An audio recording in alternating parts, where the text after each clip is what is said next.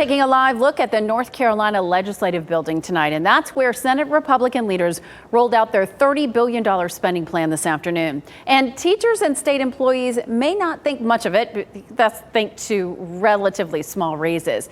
WRAL's Capitol Bureau Chief Laura Leslie is live at the Legislative Building where the GOP leaders unveiled their plan. Laura? Deborah, we've already seen spending plans from Democratic Governor Roy Cooper and House Republican leaders. This is the third step in the budget process. After they pass this plan later this week, they'll have to work out the differences with the House and with Cooper, and they're pretty substantial differences. Senate Leader Phil Berger said the Senate's $30 billion budget proposal puts billions of dollars into inflation reserves and savings accounts. As we continue down the road of what economists have dubbed a slow session, the Senate budget proceeds with caution. The Senate's raises for teachers and state employees would be smaller than the House and governor have proposed. In his budget, Governor Roy Cooper had proposed an 18% raise for teachers over the next 2 years. The House proposed 10.2% over that time. The Senate is proposing a smaller raise of just 4.5% for most teachers, although starting teachers would get 11%.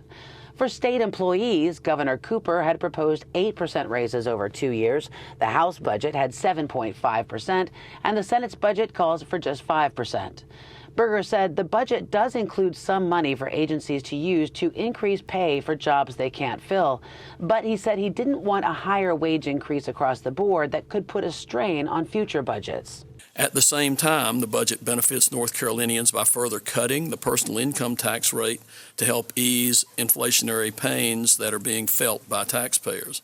Berger said more than $1.2 billion will go to speed up tax cuts that were already in progress, lowering the income tax rate by 0.5% by 2025.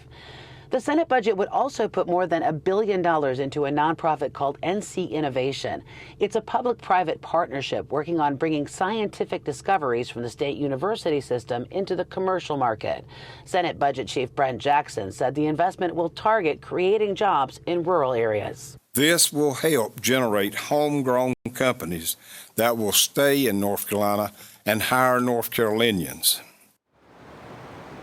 Now, I reached out for reaction today to the State Teachers Group, NCAE, and the State Employees Group, SEANC, SEANC. SEANC sent a statement to me in part saying state employees deserve better than what the Senate budget proposes. In fact, all North Carolinians deserve better.